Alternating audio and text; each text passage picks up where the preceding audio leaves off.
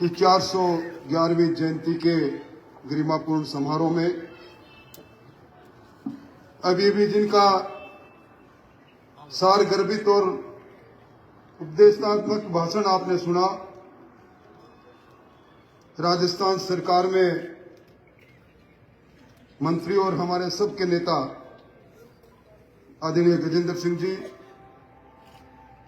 मंच पर विराजी राजस्थान की सरकार में मंत्री बहन मंजू जी, मेरे साथ कई बार विधानसभा में रहे मंत्री रहे अजय सिंह जी, भाई लक्ष्मण जी, स्वर्गीय कल्याण सिंह जी कालवी की विरासत को उसी सामाजिक भाव से आगे बढ़ाने वाले भवानी कालवी जी, हमारी पार्टी के प्रदेश महामंत्री आदरणीय जगबीर जी, इस पूरे कार्यक्रम में संयोजक और आयोजक की भूमिका में इस शानदार कार्यक्रम को एक रूप देने वाले सम्मान्य अजीत सिंह जी, करणी सिंह जी, भाई श्याम प्रताप जी और हमारे सबके बीच में जिस इतिहास को हम नमन करने आए हैं, उसी इतिहास के वंशज के रूप में जिनकी रगों में वही खून दौड़ रहा है, सम्मान्य भोपाल सिंह जी, इस पूरे कार्यक्रम में उपस्थित काफी समय से विराजी शक्ति स्वरूपा माता बहनों और आज इस कार्यक्रम में उपस्थित सर्व समाज के सभी भाइयों और नौजवानों, अभी गजेंद्र सिंह जी ने जो एक बात कही, हम आज एक इतिहास को नमन करने आए हैं। हम उस वीर योद्धा को, उस समर्पित व्यक्तित्व को, अगर अमर सिंह जी के व्यक्तित्व को शब्दों में बांधना हो तो हम कह सकते हैं कि ऐसा वीरवर थे जिन्होंने स्वाभिमान से कभी समझौता नहीं किया, जिन्होंने इस धरा की आजादी के लिए और जिन्होंने धर्म के लिए अपने जीवन को जिया। ऐसे वीरवर को जब हम याद करते हैं तो हमें यह ध्यान रखना चाहिए कि ऐसे वीर योद्धा, ऐसा इतिहास किसी एक जाति समाज का नहीं, ये गौरव है राजस्थान का, जिस राजस्थान के लिए लोग कहते हैं कि इस राजस्थान में जो कभी राजपूताना था, इसके कण कण में त्याग छुपा है, मर्यादा की कहानी छुपी है, रक्त रंजित इतिहास रहा है। उसी वीरवर को आज हम याद करने आए हैं। मैं इस अवसर पर जिन प्रतिभाओं को हमने सम्मानित किया है, उनको भी शुभकामनाएं देना चाहता हूं। आज इस मंच से आपको सम्मानित किया है, समाज सम्मानित करने की यह श्रृंखला आगे बढ़ती रहे, आप अलग अलग क्षेत्र में इसी प्रकार आगे बढ़े। मैं धन्यवाद अजीत सिंह जी आपको इसलिए भी दूंगा, और मैं पूर्ववर्ती सरकार जो आज की भी सरकार है, भारतीय जनता पार्टी की तत्कालीन सरकार से लेकर ओंकार सिंह जी से लेकर सीआर चौधरी साहब को भी धन्यवाद साधुवाद देना चाहूंगा कि आज का इतिहास जो जमी दोराज हो जाता, आज बदलते हुए परिस्थितियों के अंदर जब हम नौजवानों से बात करते हैं, बच्चों से बात करते हैं, इतिहास की बात क्या कहूं, अगर उन्हें पूछ लेते हैं कि अपने परदादा का नाम बताओ, आप किस गोत्र से पैदा हुए हो, कहां से आपकी उत्पत्ति हुई, वो बता नहीं पाते। ऐसे समय के अंदर इस प्रकार के इतिहास को आज ताजा करने के लिए जो प्रयास होते हैं वो साधु योग्य है। हम सब लोगों ने देखा है, समय को बदलते देखा है, जीवन को बदलते देखा है। हम इतिहास में राजतंत्र को देखते हैं तो आज इस लोकतंत्र को भी देखते हैं। कई बातें बड़ी समानता है। अभी मुझसे पहले अभी भोपाल सिंह जी ने कहा, गजेंद्र सिंह जी ने कहा, कल का दिन 183 देशों के अंदर जो भगवान राम को मानते हैं,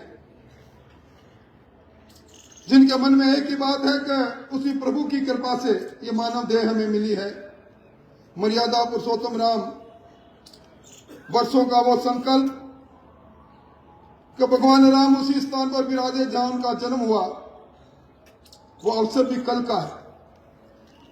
भगवान राम को मर्यादा पुरुष को कहते हैं। जब राजा दशरथ ने कहा कि मैंने वचन दे दिया है, भारत को राज मिलेगा, आपको 14 वर्ष का वनवास मिलेगा, प्रभु राम ने तिनक भी संकोच नहीं किया, तिनक भी विरोध नहीं किया और राजसी वस्त्र छोड़ के जंगलों में निकल गए। इसी प्रकार का इतिहास अमर सिंह जी का था। जब अमर सिंह जी को उनके पिताजी ने कहा, गज सिंह ने कहा कि मैं आपको नहीं, आपके छोटे भाई को राजा बनाऊंगा, आपको छोटी जागीर दूंगा, अमर सिंह जी ने उफ नहीं किया, विरोध नहीं किया और निकल गए। ये बात हमें इस बात को कहती है कि आज भी इस बदली परिस्थितियों के अंदर, इस लोकतंत्र के अंदर सभी लोगों को साथ लेकर जब हमें अपने प्रेरणा के स्रोत के द्वारा कही गई बातों पर चलकर समय काल परिस्थितियों के अनुसार फैसला लेते हैं, ये बात स्वामी भक्ति और विचारधारा के रूप में हमें यह भी सिखाती है कि जिस विचार को लेकर हम अपने जीवन को आगे बढ़ाते हैं, उस विचार पर हमें निश्चित तौर पर चलना चाहिए।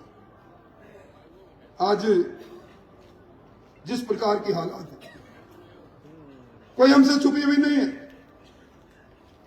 आज आवश्यकता इस बात की है कि हम अपने उस पुराने इतिहास के साथ साथ आज जो लिखा जाएगा, आज जो हमारे कर्तृत्व से है, कल का इतिहास बनेगा, उस इतिहास के अंदर इस प्रतिस्पर्धा के समय में सर्वाइवल फॉर फिटेस्ट की थ्योरी के आधार पर अपने अपने वजूद को कैसे बचा के रखें।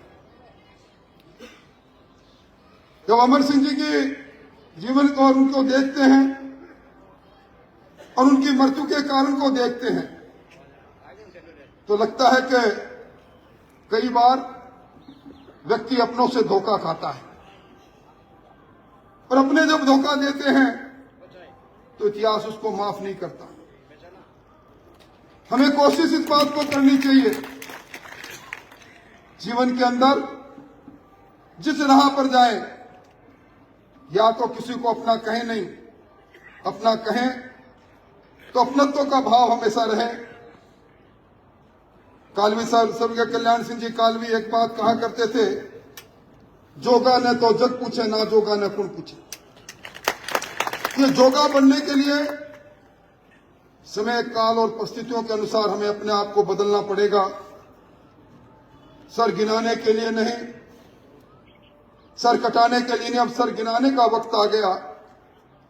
तलवार की जगह पर कलम उठाने का वक्त आ गया और हमें हर परिस्थिति के अनुसार हमारे युग पुरुष जिनकी जयंती हम मनाते हैं, उनका जीवन संदेश जो देता है। अभी पनोरमा के अंदर हम देख रहे थे, शाहजहां के दरबार में सलावत खान के मुंह से गवार निकला, गै पूरा निकला, वार निकला, इससे पहले वार कर दिया। ये बात भी कहती है कि हमें खुद की इज्जत के लिए, सेल्फ रिस्पेक्ट के लिए, अपने मान सम्मान के लिए खुद को, अपने आप को इस प्रकार का ढालना पड़ेगा। और इसीलिए किसी ने कहा कि भीतड़ा तो ढह जासी पर गीतड़ा रह जासी। इसी प्रकार के गीत गाने के लिए हम सब लोग आए हैं। मैं इस अवसर पर कोई अधिक बात नहीं कहूंगा। उद्घोषक महोदय ने मुझे कहा कि मैं मुख्यमंत्री जी का सलाहकार हूं। मैं सलाहकार नहीं हूं, मैं सहकार के भाव से एक सब के लिए और सब एक के लिए, उस भाव से जो भी बन पड़ा, जिस राह पर चलते चले गए, समय में कई बार परिस्थितियां बदलती है। इस बार जो सरकार जिन लोगों के हाथ में है, निश्चित तौर पर हमें गर्व है कि उसमें गजेंद्र सिंह जी जैसे लोग हैं, उसमें मंजू जैसे लोग हैं, विजय सिंह जैसे लोग हैं। ये लोग निश्चित तौर पर हमारे सर्व समाज के हक और हकूक की बात करेंगे। अजीत सिंह जी ने कई चिंताएं व्यक्त की। अजीत सिंह जी, सरकार अभी अभी बनी है, अभी तो 23 तारीख से इस विधानसभा का सत्र प्रारंभ हो रहा है। जब नई चीज आकार लेती है तो समय लगता है। ईडब्ल्यूएस की पीड़ा, आपकी हमारी साझी पीड़ा, इसको किस प्रकार ठीक किया जाए, निश्चित तौर पर करेंगे। और आज के इस वक्त के अंदर हम किस प्रकार प्रासंगिक बने, हम किस प्रकार सरदार की भूमिका में रहें, किस प्रकार हम अगवा की भूमिका में रहें, किस प्रकार हमें जिस भी भूमिका में मिले उसमें अपने आप को सर्वश्रेष्ठ साबित करें, इसकी हम सब लोगों को चिंता करनी चाहिए। और अंत में यही कहूंगा, हमारे एक विचारक जिन्होंने एक विचार दिया, एक हमारी संस्कृति के अंदर एक नया रूप देने की कोशिश की, पूज्य तन सिंह जी, उनकी जयंती जो 28 जनवरी को है दिल्ली में, उसमें भी सबको पधारने की कोशिश करनी, जैसे पधारे। तो बदली हुई परिस्थितियों के अंदर पहले जितनी ताकत तो नहीं, पर एक अपनत्व का भाव आप सबका मिलता रहेगा।